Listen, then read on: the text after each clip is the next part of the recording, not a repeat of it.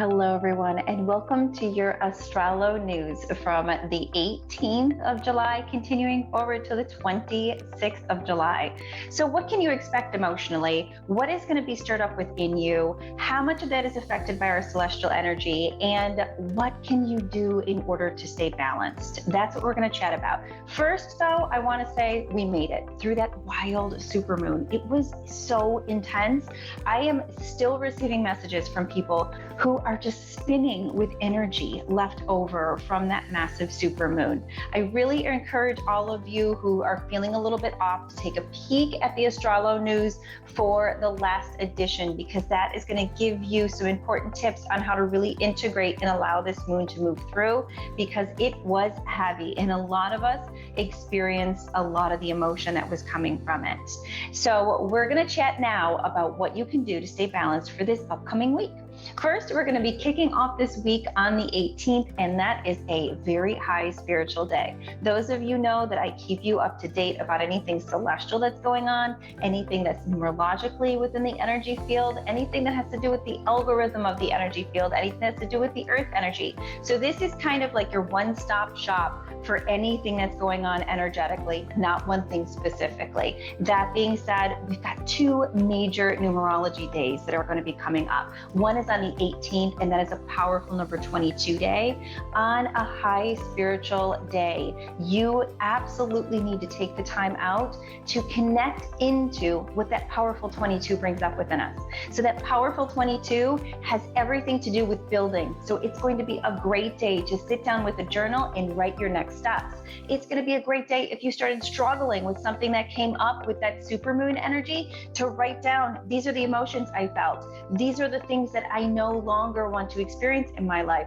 These are the steps I'm going to take in order to move past them. And it may be something as simple as, I noticed how self-abusive my language was in my mind over the past week when that supermoon hit. Now I'm going to pay attention to when I'm saying things that are unkind to myself, and this is the mantra I'm going to use. This is a great day to build a way of tackling your next steps moving forward.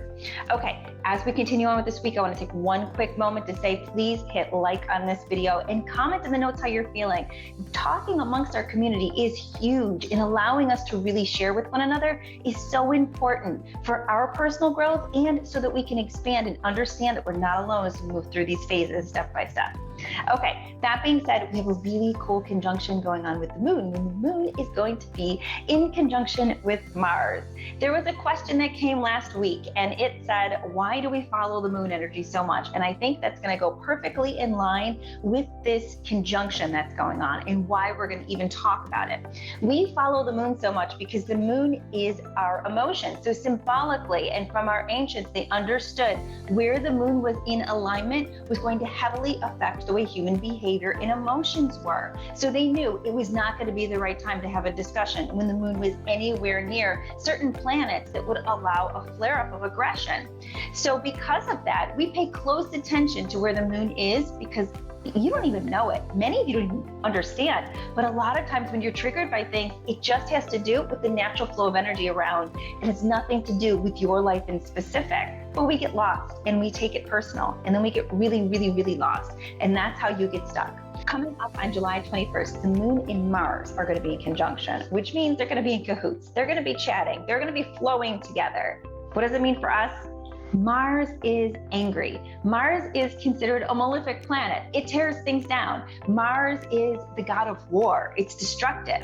So you may want to rip someone's head off on the 21st. You may want to scream at your neighbor for something that they did months ago that you never got a chance to get out. You may want to tell your partner you're done. There are so many emotions that could potentially come up based around a conjunction of Mars and the moon, that I want to give you a heads up that you need to take a deep breath and you need to just relax. Let the energy flow through you, and understand that it just has to do with the celestial light around you. And if you breathe through it productively and you don't follow it, I will guarantee you're going to be in a much better place if you don't let those emotions get the best of you.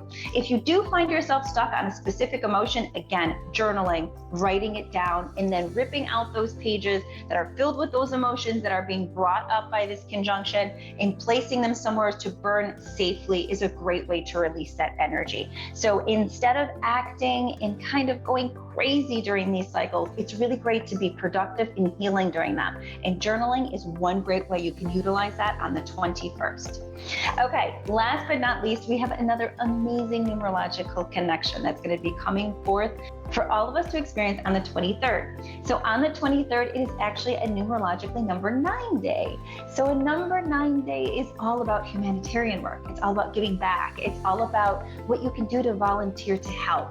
Great ways to do this: taking a moment to volunteer, doing a little cleanup work, maybe in your area or in your community. It's giving someone a compliment, paying it forward when you're in a drive-through, calling someone you haven't spoken to in a while and telling them how much you miss them or how much you care. Anything that's going to involve humanitarian work or expanding a good, positive energy collectively is going to be like hitting a spirituality jackpot on this particular day. So make sure you take the time out to do one of those activities and really harness that energy for the good of you and for the good of those around you.